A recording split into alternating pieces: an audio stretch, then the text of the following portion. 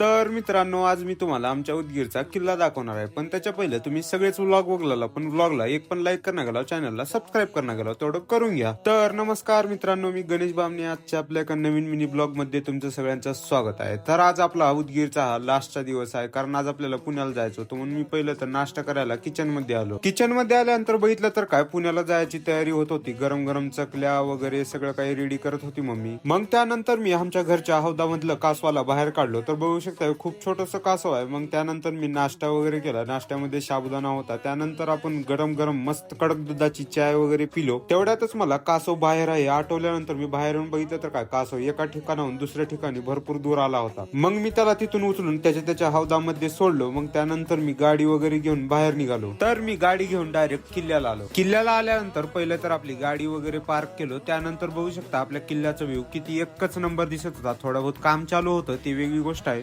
पण मित्रांनो, मी आज तुम्हाला उदगीरच्या किल्ल्याचं एक वैशिष्ट्य सांगणार आहे. तर या किल्ल्यामध्ये एक उदागीर बाबा म्हणून होते, ज्यांनी की जीवन समाधी घेतलेली आहे विहिरीमध्ये. तर मी त्यांचेच दर्शन घेण्यासाठी किल्ल्यामध्ये आलो होतो. किल्ल्यामध्ये आल्यानंतर दर्शन वगैरे घेतलं. बाहेर आल्यानंतर बघू शकता ह्या फोटो मध्ये जे बाबा दिसलायत का नाही, तेच उदागीर बाबा आहेत. मग ह्या विहिरीचं एक वैशिष्ट्य आहे, या विहिरीमधलं पाणी कधीच आटत नाही, तर जास्तीत जास्त वाढतच राहते. मग तिथून मी बाहेर आलो गाडीपाशी आल्यानंतर गाडी वगैरे घेऊन आपल्याला खारा वगैरे घ्यायचा होता. मार्केटमध्ये आलो. मार्केटमध्ये आल्यानंतर खारा वगैरे घेतलो. त्यानंतर चणे पण घेतलो. चणे का घेतलो म्हणताना, पुण्याला गेल्यानंतर चणे खायचं आणि घोड्यासारखा अभ्यास करायचा असा विचार केला. त्यानंतर मी ते सगळं घेऊन घरी आलो. घरी आल्यानंतर बघितलं काय, डॉगेश भाई आपलं घर पाडून त्या घरावर जाऊन बसला होता. आणि इकडे बघितलं तर काय, मम्मीचं चिवडा, चकल्या, शंकरपाळे सगळं बनून रेडी झालं होतं. मग त्यानंतर आम्ही जेवण वगैरे केलो. मग जेवण केल्यानंतर बॅग वगैरे भरून ठेवलो आणि निवांतपणे झोपलो, कारण रात्री 1 वाजता ट्रेन होती. मग काय मी 12:30 वाजता उठलो. उठल्यानंतर बॅग वगैरे घेऊन रेल्वे स्टेशनला जाण्यासाठी निघालो. तर मित्रांनो, हा आपला ब्लॉग इथेच संपला. ह्याच्या पुढचा खूपच मजेदार ब्लॉग आहे. ते ब्लॉग बघायचा असेल तर नक्कीच आपल्या चॅनलला सबस्क्राईब करा, कारण मी लवकरात लवकर आपला पुढचा ब्लॉग अपलोड करणार आहे.